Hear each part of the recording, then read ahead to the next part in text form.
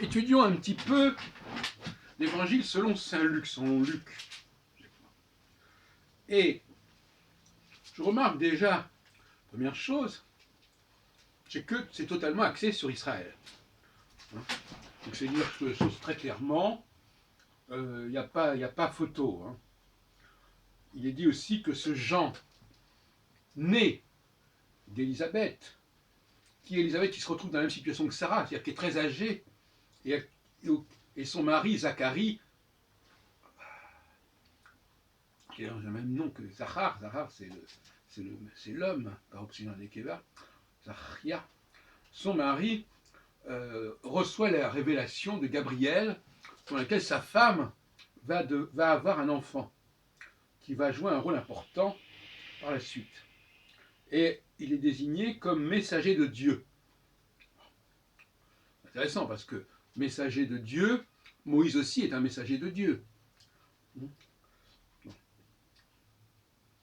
Alors finalement, ce que je voulais dire, c'est qu'effectivement, c'est très très lié à l'histoire d'Israël. C'est toujours par rapport à ce peuple hébreu.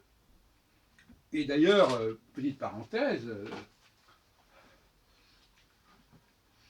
si on insiste sur la généalogie de Jésus, c'est bien parce qu'on attache beaucoup d'importance au fait qu'il soit de descendance hébraïque. C'est assez paradoxal par rapport à d'autres discours qui viendront par la suite et qui diront que finalement, il n'est pas important de descendre des Juifs. Il faut savoir ce qu'on veut. On ne peut pas à la fois dire que ce n'est pas important de descendre des Juifs et que tout le monde peut se convertir, et dire que il faut absolument que Jésus soit descendant de David. Il faut savoir ce qu'on dit. Alors deux discours comme ça qui s'entrechoquent, c'est assez pénible. Alors, donc je disais, excusez-moi, je n'ai pas tout à fait le temps de regarder tous les détails, mais enfin j'ai souligné des choses.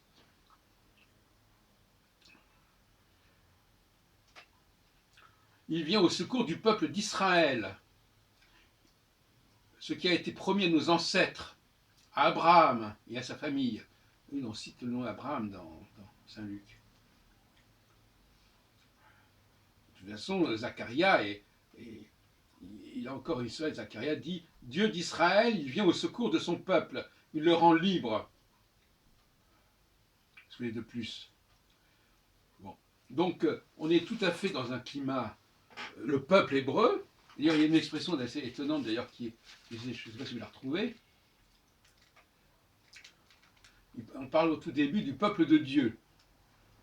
Bon, voilà. Le peuple de Dieu, c'est-à-dire le peuple hébreu. Alors, ce qui est frappant, c'est que d'un chapitre à l'autre, on nous parle de la naissance miraculeuse de Jean, fils d'Élisabeth, femme de Zacharia, qui est un des prêtres qui s'occupe du grand temple. Et au moment suivant, on nous parle de la naissance, une nouvelle naissance. Donc on a deux naissances. Cette fois-ci, celle de Marie, qui a enfanté Jésus. Et ce Jésus, lui, alors c'est là bien que ça devient compliqué. Elle n'a pas encore épousé. Alors, elle est enceinte alors qu'elle n'a pas encore épousé Joseph, descendant de David, justement.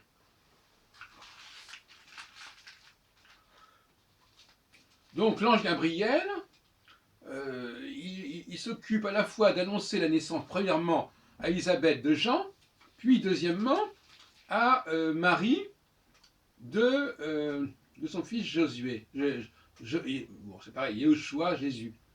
Bon. Mais ce qu'on ne comprend pas,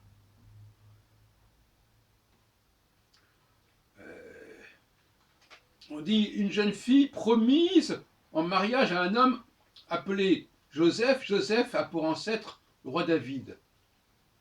Le nom de la jeune fille, toujours cette expression de la jeune fille, de la Vierge, dont on a parlé l'autre jour à propos de Jérémie. Tu entendras, alors lui aussi, là aussi, une nouvelle prophétie, de la même façon qu'il est prophétisé à Élisabeth qu'elle va avoir un fils qui va jouer un rôle important, qui sera un messager de Dieu, il est dit à Marie qu'elle va aussi avoir un enfant qui, lui aussi, va jouer un rôle très important.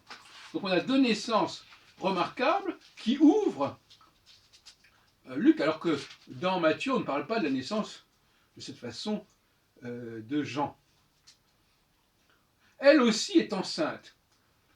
Elles sont toutes les deux enceintes. Et on parle aussi d'Élisabeth remplie de l'Esprit Saint.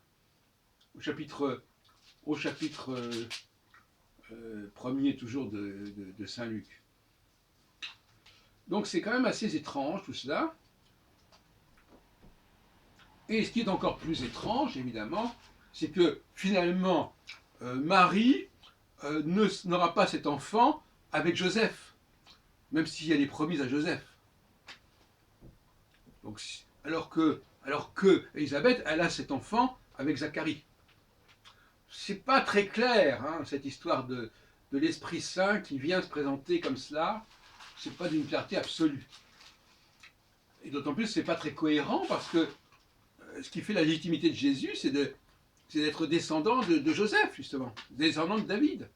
Or, s'il n'est jamais qu'adopté par David, s'il n'est que le fils de Marie, qui elle-même, dont le père est inconnu, si on peut dire, tout ça n'est pas très clair.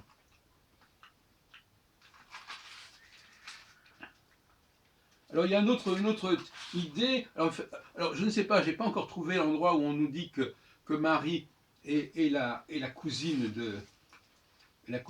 d'Élisabeth, puisque finalement,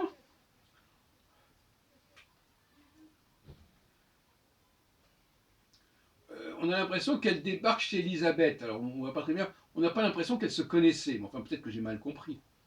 En tout cas, la notion de messager de Dieu, ça concerne Jean, c'est-à-dire Yohanan, la grâce de Dieu, alors que Jésus, lui, portera le nom du Sauveur, enfin bon, peu importe. Et on a l'impression de deux récits juxtaposés qui parlent un petit peu la même chose, de deux naissances, chacun d'une naissance particulière. Je sais pas, ça me paraît tiré par les cheveux, cette façon de faire. Et alors, ce qui est intéressant, c'est que le début de Matthieu, c'était la généalogie de Joseph. Et puis après, on dit simplement, ah oui, d'ailleurs, oui, il épousera Marie, qui est la mère du Christ. Donc lui-même, on ne sait pas très bien s'il n'est pas le père du Christ, véritablement. Donc toute cette généalogie, elle ne sert à rien, puisque de toute façon, ça ne va pas fonctionner comme ça.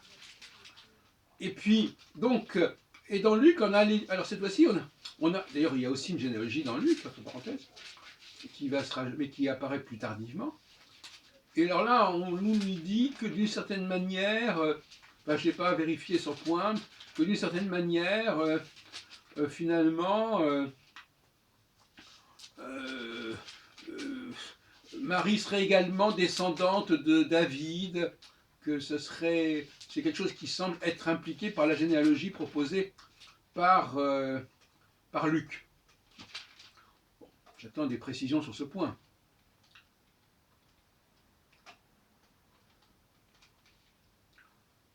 Donc les ancêtres de Jésus chez Luc, voilà, bon. Alors c'est au chapitre 3. Jésus, hein. Donc on commence par le bas. Là. On pense qu'il est le fils de Joseph. Ça commence comme ça. On pense qu'il est le fils de Joseph. Joseph est le fils de... etc. etc. Donc là, il n'y a pas de souci. On ne dit pas autre chose. Les ancêtres de Jésus. On pense qu'il est le fils de Joseph. Bon. Alors, et puis Joseph, il remonte à... Oui, on peut remonter à David, etc. Vous voyez, donc c'est pas d'une clarté absolue, qu'on puisse dire. Voilà ce que je voulais vous dire. Premièrement, l'évangile de Luc est très axé sur le peuple hébreu, totalement. On attend un sauveur pour le peuple hébreu. Il n'y a absolument rien prévu pour les nations, pour les goyim. Deuxièmement, il y a deux naissances extraordinaires, l'une comme l'autre pour des raisons différentes, dans le seul premier chapitre. Troisièmement, on nous dit que Jésus, au chapitre, voilà, on nous dit que Jésus est le fils de Joseph, on pense qu'il est le fils de Joseph, et à ce moment-là, ça le raccorde à la dynastie davidienne.